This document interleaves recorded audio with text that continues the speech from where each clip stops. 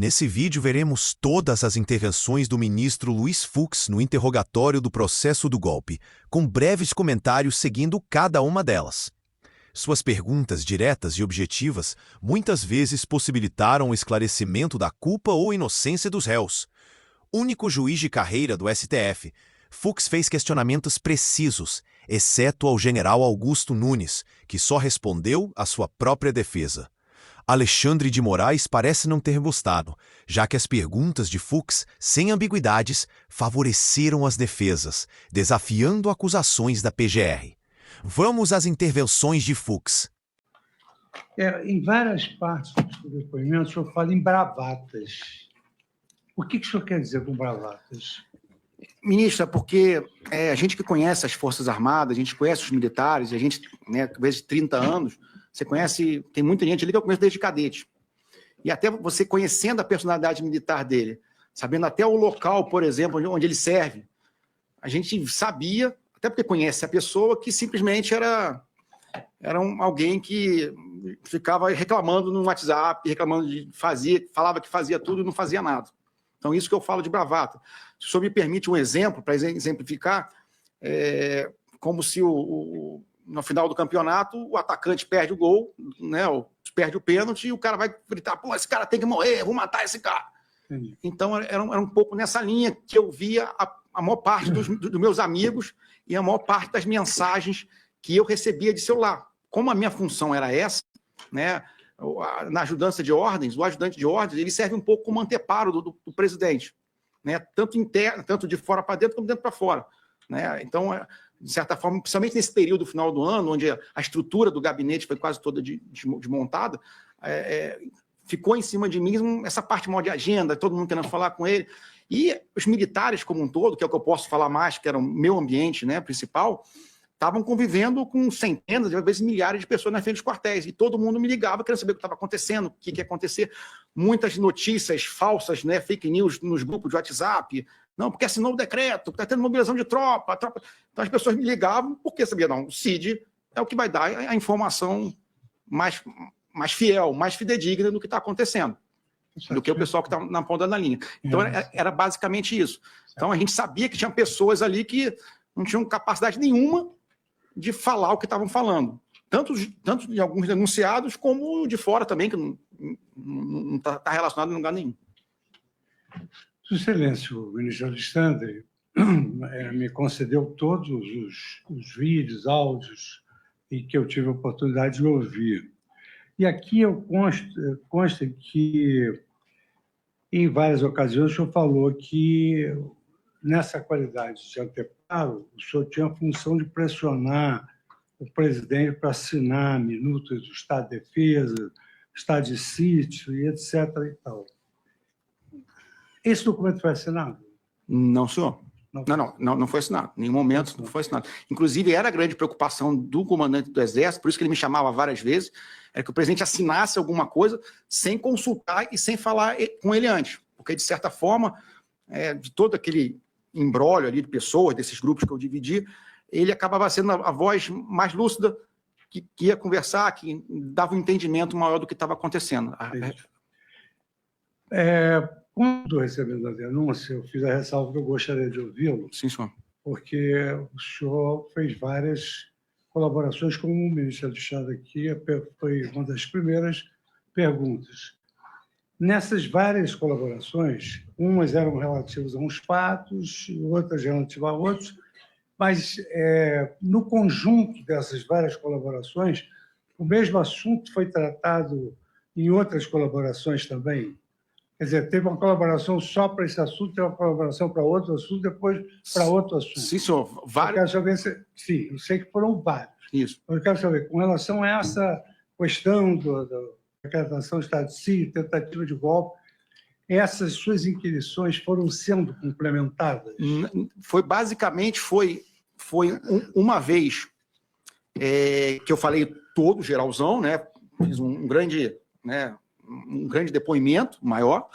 Depois eu fui chamado, creio que mais uma vez, né, com relação à identificação de pessoas, né, para confirmar se era aquela pessoa que estava lá.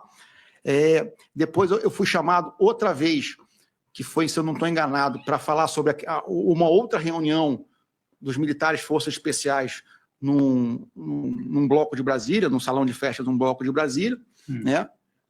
E depois da prisão, eu fui chamado para falar desse plano verde-amarelo, ou punhal verde-amarelo aí, então foi basicamente isso. Mas teve um grande depoimento, e depois os outros foram esses pingados para complementar, não complementar, mas confirmar ou ratificar outras informações, presença de pessoas, se eu lembrava ou não lembrava desse fato, sobre isso aí.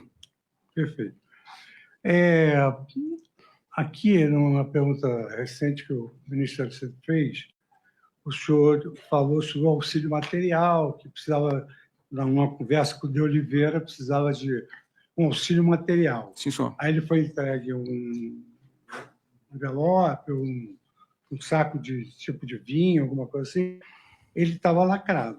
Estava lacrado, sim, senhor. O senhor teve conhecimento do conteúdo que tinha? Não, o valor não, senhor. Não mexi. O senhor tem conhecimento? Permite-me isso, só para esclarecer. Não teve conhecimento do valor, mas sabia que era dinheiro. Era dinheiro, sim, senhor. Era dinheiro. Não abriu? Não abri, não sabia. Tá. Não tive ideia. Nesse contexto, o senhor foi indagado se o plano estava, pelo de Oliveira, se o plano estava indo, não estava? Houve uma conversa sobre auxílio material? Não, sim, porque, como eu falei para o senhor, a minha função sempre foi muito focada ao presidente. Então, né, eu não me engajava em assuntos, eu tentava ajudar as pessoas que chegavam, pediam alguma ajuda, mas eu nunca me engajei excessivamente em nada fora que não fosse o entorno miúdo ali pessoal do presidente.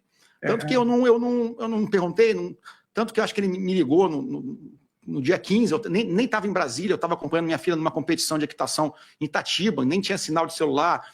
Então, eu não me engajava em outros problemas que não fossem focados diretamente no presidente. Nessa reunião que o excelente ministro Alexandre perguntou com Braga Neto, essa reunião o senhor foi chamado porque era um anteparo do presidente e levaria ele as informações que foram obtidas dos terminais de perguntas. Então, ficou, digamos assim, foi convidado para essa reunião porque o senhor era o anteparo imediatamente ligado ao presidente. O senhor levou ao presidente conhecimento que foi tratado desse plano ao presidente? Ministro, só assim, foi ao contrário, né? A ideia, quando eles me trouxeram, quiseram conversar comigo, eles queriam alguma coisa que pudesse ser feita, não necessariamente com o presidente, né? E como eu não tinha, realmente, nessas minhas conversas todas que foram extraídas nas apreensões, eu não tenho contato com nenhum financiador, com nenhum executor, com nenhum manifestante, então eu não tinha contato, eu não mantinha contato com essas pessoas. E aí eu falei, conversa com o general Braga Neto. Então, assim, fui eu que, de certa forma, sugeri a reunião junto com o general Braga Neto, conversa com o general Braga Neto, que, né, ele está cuidando um pouco disso aí, né? Então, mas depois eu não tive retorno do que aconteceu, nem falei com o presidente. E acho que já disse, né, que o senhor foi ao PL procurar para falar do apoio material. Eu não fui ao PL, eu nunca fui ao PL, eu nunca tive. Eu pedi ao general Braga Neto. E o tesoureiro foi até Alvorada conversar comigo. Eu não fui até o PL, eu nunca fui ao PL. Eu, do áudio, ministro, que eu ouvi, parece que captei alguma conversa do senhor com o Major de Oliveira dizendo rascunha alguma coisa.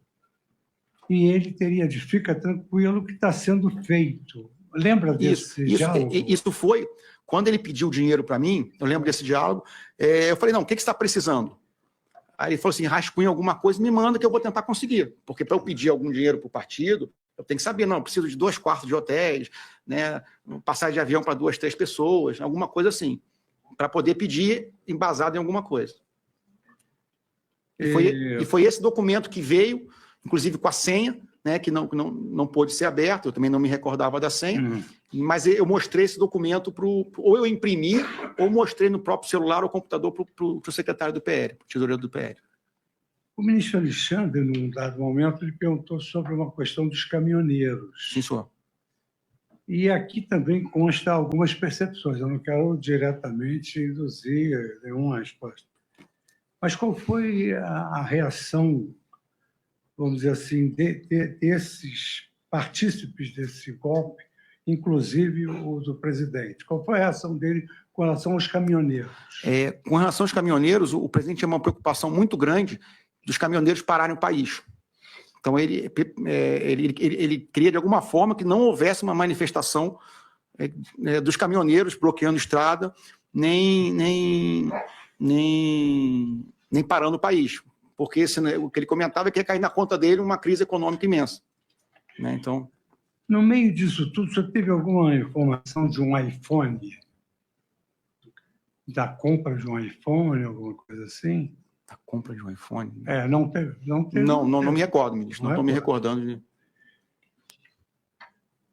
O senhor teve algum relacionamento, direto ou indireto, com o influenciador argentino Fernando Sirimedo? Não, eu nunca conversei com ele.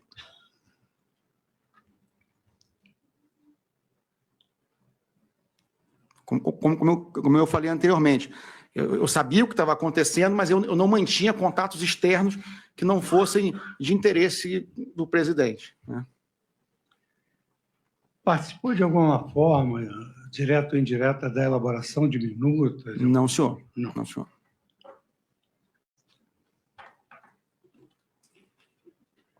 O senhor, na qualidade de anteparo, articulou alguma medida sem o conhecimento prévio do ex-presidente? Essas reuniões todas? Não, senhor. Inclusive, nesse período, ministro, dessas 8 semanas pós-eleição, 4 delas eu fiquei fora, porque eu já estava num processo de transferência para Goiânia, Sim. Que eu já ia assumir o batalhão.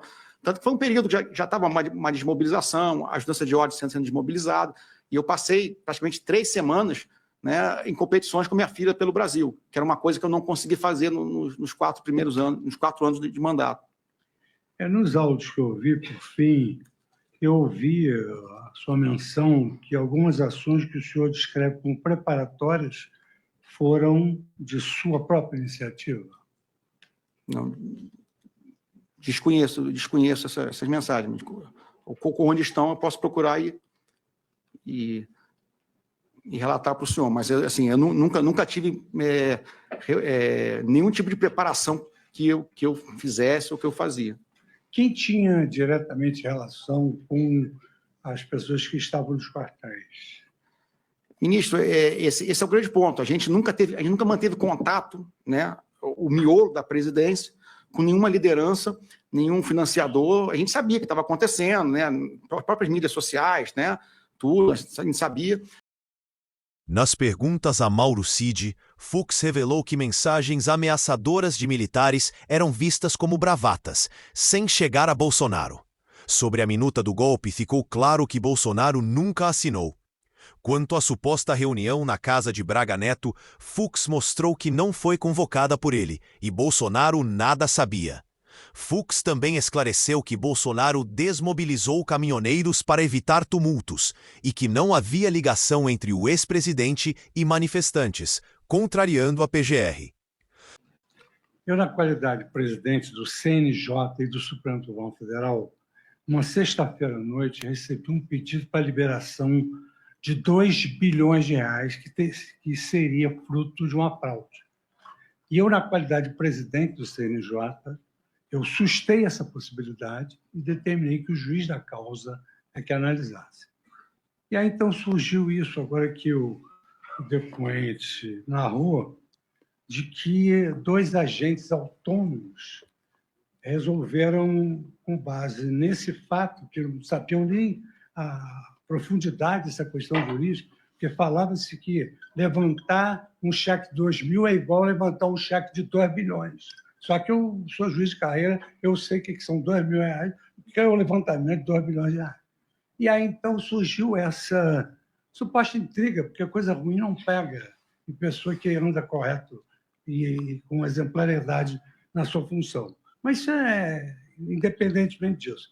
Eu só queria reafirmar, porque eu acho que eu ouvi isso, que o depoente ressaltou que isso foi feito por 2 agentes da ABIN, sem qualquer controle da direção-geral da ABIN. Quer dizer, queria saber se houve alguma determinação da ABIN para que houvesse essa manipulação dessa situação jurídica, alegando que a empresa tinha na sua estrutura um banco, que o banco tinha como integrante uma pessoa que era parente do... Negativo, senhor ministro. Eu tive consciência dessa questão por esse diálogo dos autos, assim como o senhor. E eu vi ali, né, e ficou bem evidente, eu fico feliz com isso, que demonstra que a administração da ABIN não tinha conhecimento, nem determinou esse tipo de questão. Eles colocam muito claramente ali que, olha, eu ouvi de um youtuber sobre essa questão, o outro falou, eu li em algum lugar. E começaram a ver, eu não vou me lembrar de tudo, mas o principal, o fundamental, eu me recordo. Era o Banco Itaú, e o ministro tinha uma vinculação aqui, as cotas eram tais, vamos jogar para um grupo tal. Ou seja, não houve pedido de nenhum setor da ABIN, quanto mais da direção-geral, que é 3 níveis acima, e o resultado não foi para a ABIN, foi para fora. Eu não vou aqui, eu não sou julgador, se é um ilícito penal, administrativo, ou só é uma reprovabilidade moral, não sei, mas sem vinculação alguma. É a questão de que o diretor-geral da Polícia Federal, compra o armamento, eu não posso ser responsável pelo erro do armamento de quem está no front. E esse servidor, Marcelo Bovenvel, eu conheço, ele é de excelência, capacidade, como eu demonstrei aqui, depois ele foi convidado para a Casa Civil, para um DAS, ao sair da ABIN, e no governo Lula ele se manteve. Então, ele sempre cumpriu as suas atribuições com excelência. Ele é um grande analista da inteligência policial. Eu não tenho como controlar, saber o que ele faz no ambiente interno ali de comunicação de WhatsApp dele. Então, na verdade, é possível que a ABIN tenha arapongas autônomos que fazem o que querem. Olha, e essa era a minha discussão. Quando eu adentrei a ABIN, eu vi essa proposital analógico. Nós, em 2019, eu fiz esse pente fino de tecnologias, quando você bota todos os softwares, hardware, equipamento, é pente fino, até câmeras, e fizemos. Nós ainda trouxe um perito da Polícia Federal, que já foi o coordenador do orçamentário financeiro, classe especial, para fazer prova de conceito, para começar a verificar, porque eu vi que eles andavam com objetivos próprios.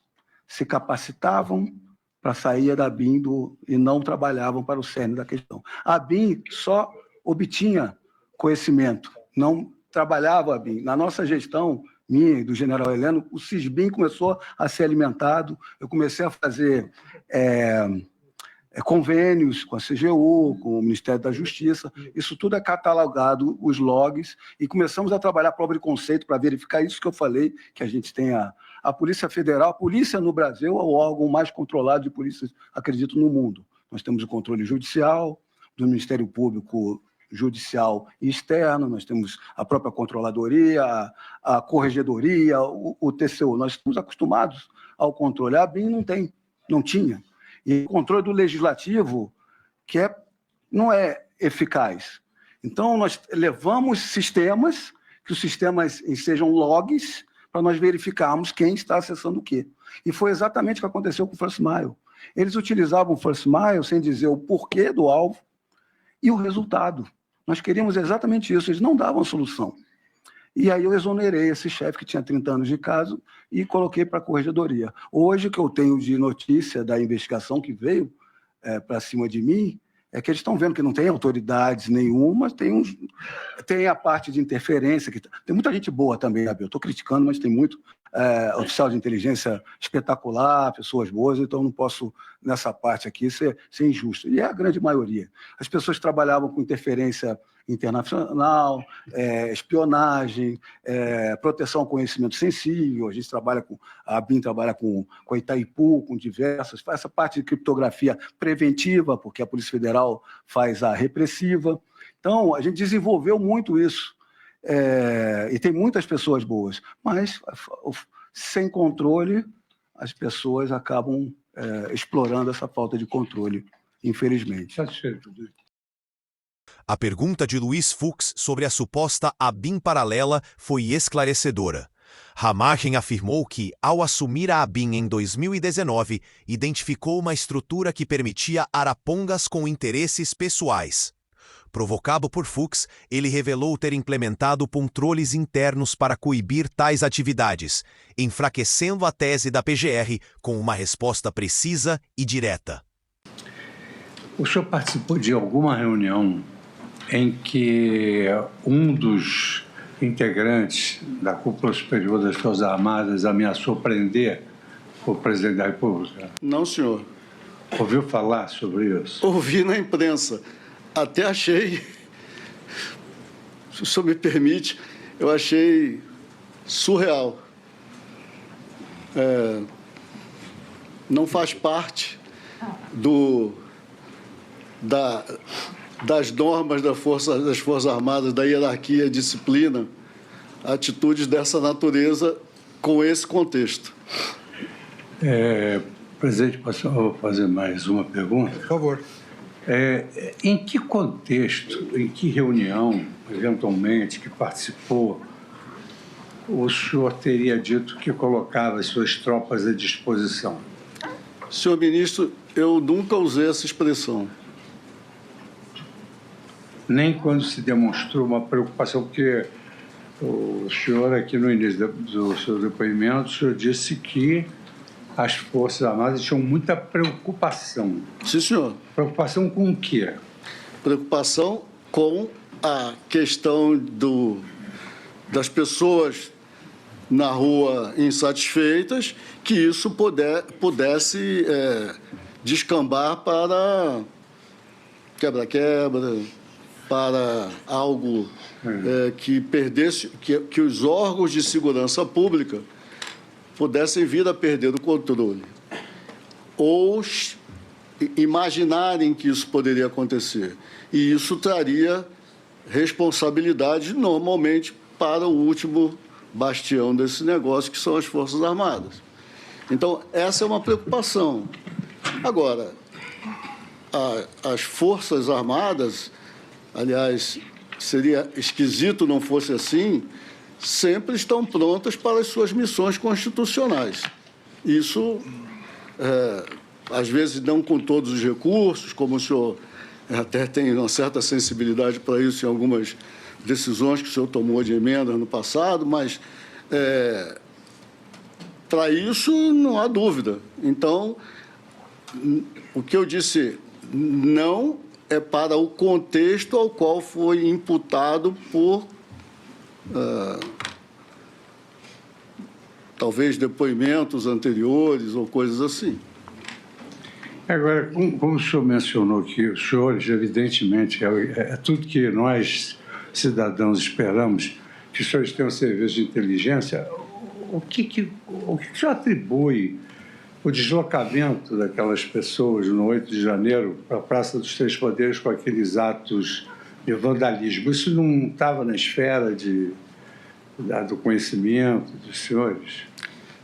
Senhor ministro, eu passei o comando no dia 31 de dezembro de 2022, formalmente por decreto do então presidente Jair Bolsonaro, que, a meu pedido, me exonerou e nomeou interinamente, até que o presidente Lula fizesse, o atual comandante, o almirante Olsen.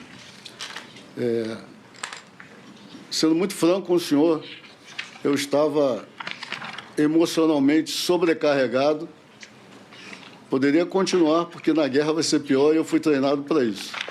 Mas eu estava emocionalmente sobrecarregado e, ao passar do comando, eu me desliguei completamente. Até a minha transferência de responsabilidade na Marinha, nós acompanhávamos esses movimentos, né? E não havia, pelo menos que tivesse chegado ao meu conhecimento antes da minha passagem de cargo, nenhuma indicação de que haveria alguma organização, orquestração, movimentação como aquela que ocorreu no dia 8 de janeiro. a tal ponto que eu me lembro bem desse dia, eu estava em casa assistindo a televisão e comecei a ficar chocado com aquilo. Foi, para mim, uma cena muito forte, eu fiquei muito chocado. Tive até consequências físicas, fui depois, porque foi algo muito triste. Muito triste e a nação brasileira realmente não precisava disso. Por fim, eu queria saber se, eventualmente, tomaram conhecimento se houve alguma ordem para que aquelas pessoas que estavam na porta dos quartéis se deslocassem no dia 8 de janeiro. Não, senhor, não que eu saiba disso. Como eu disse para o senhor, eu me desliguei completamente em 31 de dezembro e isso aí já é até da minha natureza. Nem nas organizações que eu comandei antes eu retorno para me informar. Eu acho que a gente deve deixar os outros terem suas responsabilidades. Não, senhor, não tenho conhecimento. Bom, satisfeito. As perguntas de Luiz Fux ao almirante Almir Garnier foram decisivas. Sua primeira questão permitiu que Garnier refutasse a tese da PGR de que o comandante do Exército teria ameaçado prender Bolsonaro, impedindo um golpe. Em seguida, Fux levou Garnier a esclarecer que nunca colocou suas tropas à disposição para qualquer tentativa de golpe, desmontando mais uma acusação da PGR com respostas claras e diretas. Eu tenho uma pergunta aqui em relação a esse protocolo. Quer dizer, tem prova nos autos que o senhor comprou a passagem antes. Dia 21 tem prova nos autos Dia 21 de novembro, ministro. 21 de novembro. E aí o senhor deixou um protocolo pronto. Pronto. Para que fosse executado. Quem deveria cumprir esse protocolo? No protocolo, o protocolo foi assinado por várias agências, cada um com as suas obrigações. O próprio Supremo assinou o protocolo, assinou assim a reunião do protocolo. Então, por exemplo, o Supremo ficou responsável de colocar os gradis aqui em volta. O Congresso Nacional de colocar os gradis mais à frente com a polícia e tal. Então, cada um tinha a sua obrigação. Agora, o coração do protocolo, a grande obrigação, as grandes obrigações ali do protocolo eram da Polícia Militar do Distrito Federal. A eles cabia fazer a segurança, cabe fazer a segurança da esplanada, eles têm toda uma expertise disso, eles fazem isso há 65 anos, desde que Brasília é Brasília, então essa expertise e a grande maioria das obrigações ali cabia à Polícia Militar do Distrito Federal. Qual era a sua posição nesse dia 8 de janeiro? Como assim minha posição, ministro? Sua função, qual era? Eu era o secretário de Segurança Pública, estava de férias. Mas ainda era o secretário? Eu ainda era o secretário de Segurança Pública. Satisfeito, presidente. Das perguntas de Luiz Fux a Anderson Torres esclareceram pontos cruciais. Fux revelou que os protocolos de segurança do Distrito Federal foram elaborados antes das férias de Torres, mas não foram cumpridos pela Polícia Militar no dia 8 de janeiro. Em seguida, Fux perguntou quem era o secretário de Segurança do DF na data, ao que Torres confirmou ser ele, sugerindo possível responsabilização pela não execução do protocolo. Contudo, em respostas a outros interrogadores, Torres esclareceu que no DF a secretaria não tem autoridade sobre os órgãos de segurança, indicando que a coordenação não era sua responsabilidade, enfraquecendo a tese da PGR. Senhor presidente, queria fazer primeiro uma observação. Na época que o ex-presidente Bolsonaro já estava numa campanha ostensiva, eu recebi no meu gabinete várias pessoas que pleiteavam esse voto impresso. E, inclusive, um advogado que veio a falecer, doutor Gustavo Bebiano, que esteve lá comigo e perguntou, tal como você recebe essas comissões, que uma delas era até capitaneada pela senhora Biaquis, o senhor receberia o ex-presidente, na época o senhor era candidato, né, Bolsonaro? Eu falei, não tem problema nenhum. Então o senhor foi lá e reiterou esse seu desejo de que o voto fosse impresso.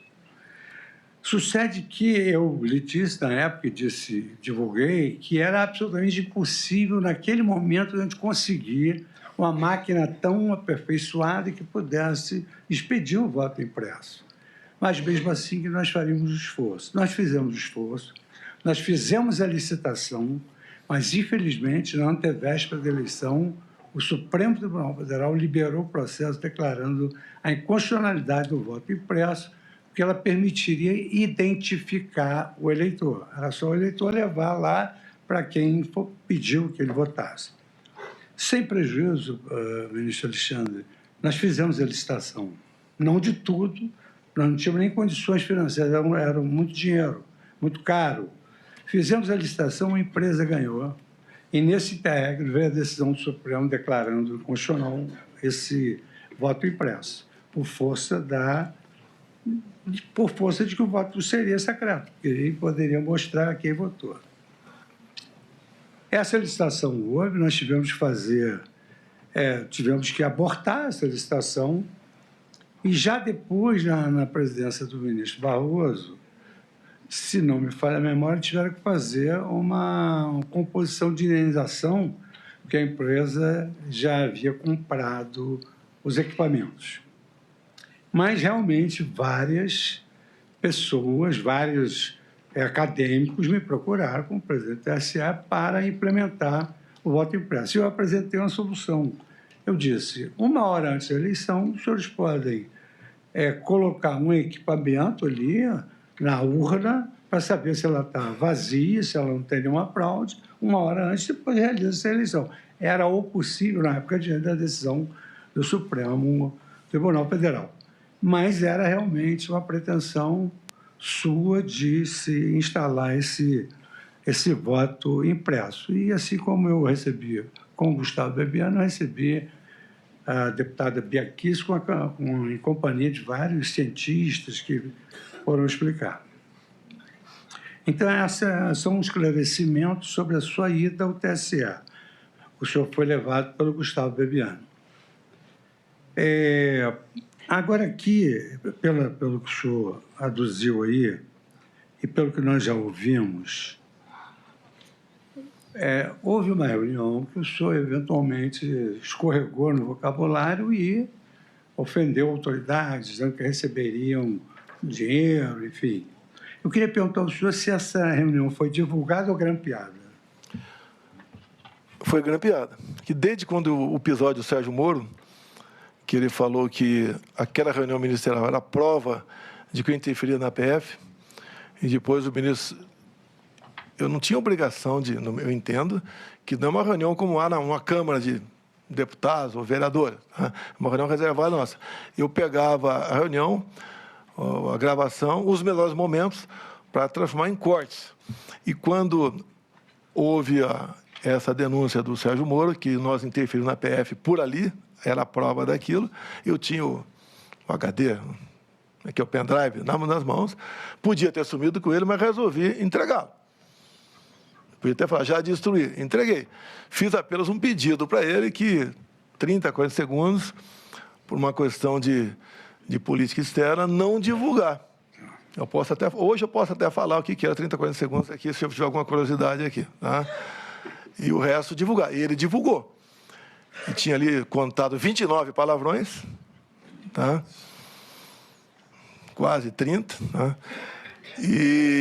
Mas nada foi levantado de possível interferência na Polícia Federal. Então, essas reuniões nossas tinham essa marca, né? Que, a partir dali, eu falei, ninguém vai gravar mais nada. Alguém gravou essa reunião, que alguns apelidaram de reunião do golpe, como eu disse, 20, 30 pessoas com cartaz na frente, total mais de 40 pessoas, ninguém vai pensar em conspirar dessa forma. E eu sempre carreguei no linguajar. Eu tento me controlar, tenho melhorado bastante, acredito se quiser, tenho melhorado bastante o meu vocabulário, mas eu acho que com 70 anos é difícil mudar muita coisa, né? Estou tentando sempre policiar e eu peço desculpa se eu ofendi alguém, se bem que eu falei, não vou dizer que aconteceu. Agora, lamentavelmente, alguém gravou essa reunião e depois eu não sei onde foi descoberta essa reunião, não aparece quem foi descoberta essa reunião, de modo que ela tornou-se pública. O ministro Alexandre já esgotou algumas perguntas, mas eu gostaria de saber o seguinte: o senhor, em alguma oportunidade dessas reuniões, recebeu voz de prisão de algum general? Não, senhor. as Forças Armadas sempre primaram pela disciplina, pela hierarquia. Então, aquilo falado pelo brigadeiro Batista Júnior não procede. Tanto é que foi desmentido pelo próprio comandante do Exército. Se dependesse de alguém diferente para levar avante um plano ridículo desse, teria trocado o comandante da aeronáutica. Ninguém trocou o comando de ninguém. Todos foram até o final. E ninguém procurou para trocar comando também, não. Não existia isso. Agora, houve, no meu entender, um exagero por parte do brigadeiro Batista Júnior, que o que eu entendi dele, né, é que estava comigo quando era presidente. Quando perdeu o mandato, ele já estava procurando uma acomodação em outro lugar. E agora, por fim, senhor presidente, ficou assentado que o senhor não assinou o documento que se alega. Eu queria saber se o senhor consultou alguém antes de ter essa manifestação de não assinar. O senhor consultou alguém do Conselho de Defesa ou do Conselho da República? Não, senhor. Conforme prevê a Constituição, né, a defesa e o sítio, o primeiro passo é convocar os conselhos.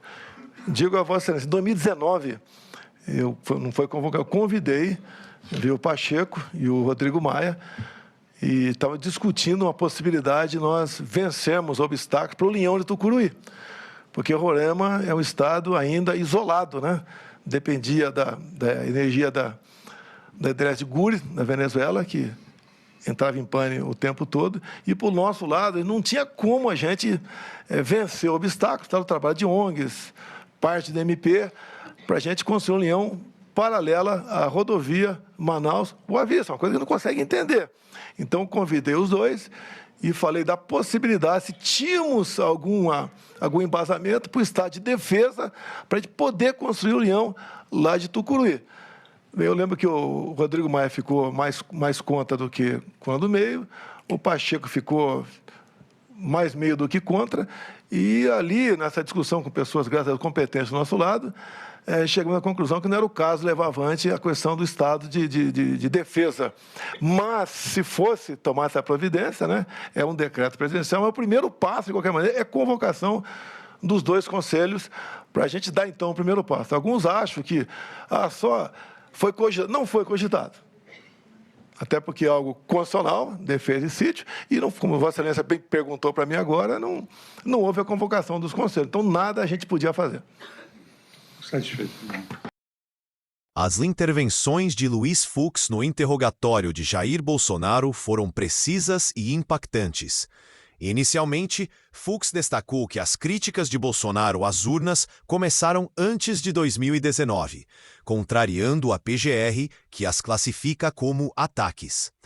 Ele também esclareceu que, como presidente do TSE, aprovou a impressão do voto, decisão derrubada pelo STF por inconstitucionalidade, mostrando-se favorável à impressão.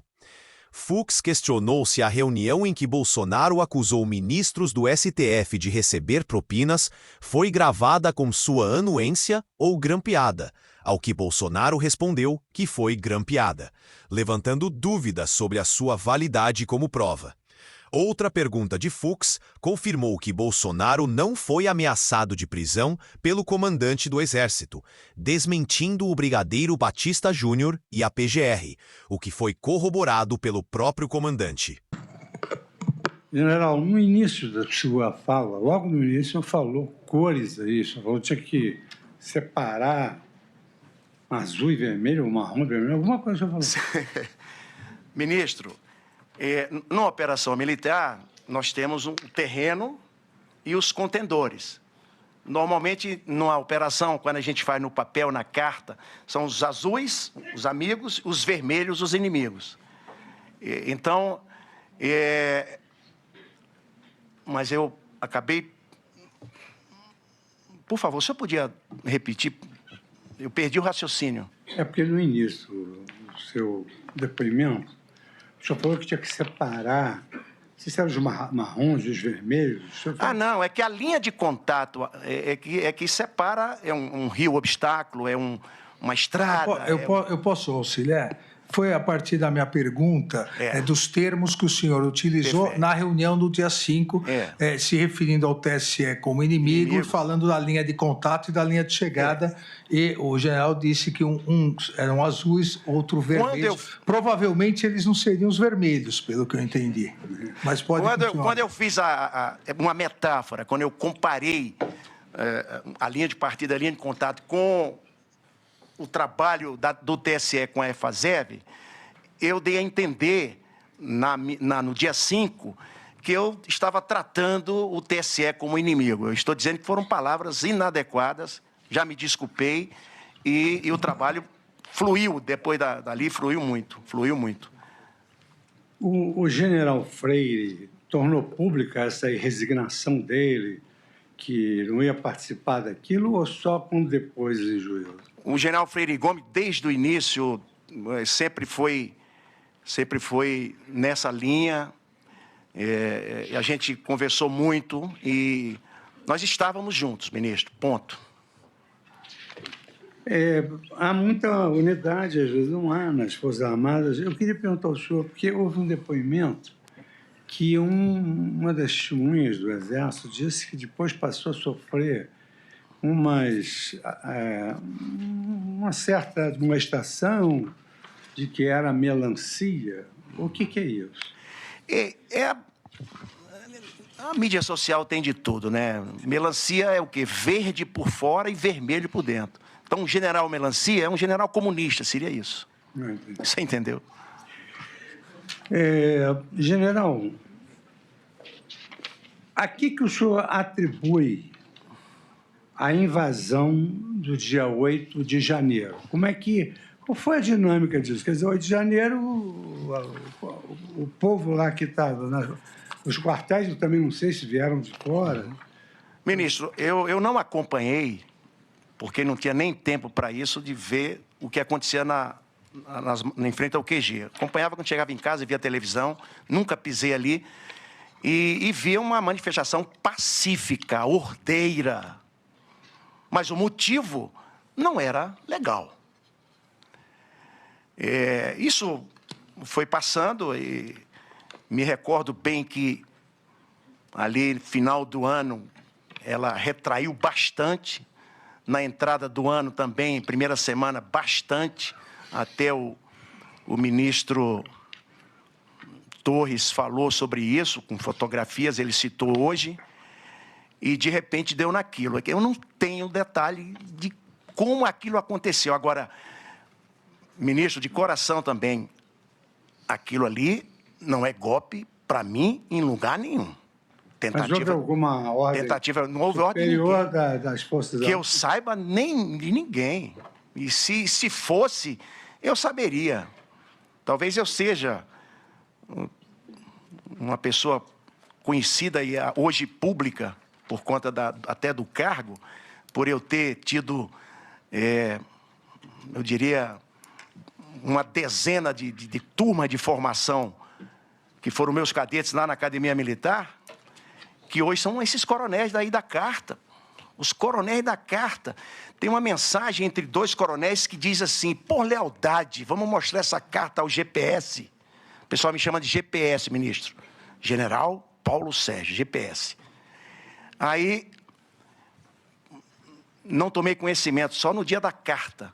Queria que tivesse me mostrado essa carta, porque eu cortava o mal ali pela raiz e resolvia aquele problema, e não via hoje companheiros no banco dos réus por conta de uma indisciplina boba, que ele sabia que não ia dar em nada. Então, para mim, foi uma manifestação, estava organizada, eu me lembro das imagens, e aí vamos especular também, e eu vou dar a minha opinião. Vi muitas imagens de pessoas, muito antes da manifestação chegar na Praça dos Três Poderes, nos prédios, até quebrando, pelo menos, salvo o melhor juízo. E, de repente, transformou-se naquela batalha campal ali. Inadmissível, realmente, mas foi uma baderna para mim. Para mim foi uma manifestação pacífica que acabou em baderna. Na minha humilde opinião, jamais tentativa de golpe de Estado. Senhor presidente, satisfeito. Eu queria saber dos fatos, não da categorização que o depoente faz dos fatos. Só quer saber dos fatos. Como é que houve essa erupção desse movimento? Perguntas de Luiz Fux ao general Paulo Sérgio geraram respostas contraditórias. Fux levou o general a classificar os atos de 8 de janeiro como baderna, negando que fossem um golpe de Estado. Porém, em seguida, Paulo Sérgio admitiu ter considerado o TSE um inimigo em suas análises. E apesar de se desculpar, a retratação não convenceu, enfraquecendo sua posição e alinhando-se parcialmente às narrativas da PGR. General, o senhor visitou em alguma oportunidade o acampamento? Boa tarde, ministro. É um prazer rever o senhor. Seguinte, eu passei na frente do acampamento uma vez de moto para poder ver como é que estava, porque o presidente mesmo aconselhou que nós não parássemos no acampamento, não fôssemos no acampamento. E quando houve uma reunião do alto comando do Exército, início de dezembro, eu acho, não me lembro bem a data, não acho que foi início de dezembro. Foi início de dezembro ou início de novembro. Houve uma reunião de aniversário do alto comando com todos os generais da reserva, que foram 40, 50. Eu não passei no acampamento, mas do alto, lá do prédio do comando do Exército, nós víamos o acampamento, lá embaixo. Foi as únicas vezes que eu fiz. E eu passei uma vez de moto ali para ver, para ter uma ideia, porque todo mundo falava, mas não parei. General, com o volume de pessoas naquele acampamento, era previsível que houvesse essa insurreição que ocorreu no dia 8 de janeiro? Presidente, as informações que eu recebia do acampamento, assim, as informações que eu digo com as pessoas que eu encontrava, com a própria dona Cida, que às vezes frequentava o acampamento, e que o pessoal comentava, na própria igreja lá o pessoal tinha gente que ia no acampamento, era que era um lugar pacífico, né? Que tinha inclusive igrejas, tinha tudo. Eu nunca imaginei que aquilo ali ia continuar. Eu, inclusive, não entendi por que o Exército, quando começamos a ver, nós vimos que tínhamos que desmobilizar, não começou a convidar as pessoas para irem embora, entendeu? Para poder liberar, porque o presidente foi embora para os Estados Unidos, eu viajei também, não tinha mais nada ali. Pois não. General, alguém assinou esse plano verde-amarelo, esse punhal verde-amarelo? Eu desconheço esse plano, nunca vi esse plano. Satisfeito. As perguntas de Luiz Fux ao general Walter Braga Neto foram cruciais.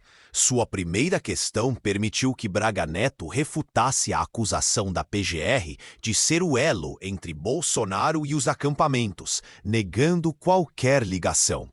Na última intervenção, Fux perguntou se ele assinou o suposto Plano Verde-Amarelo, ao que Braga Neto respondeu que nunca viu tal plano, desmontando mais uma tese da PGR com respostas claras.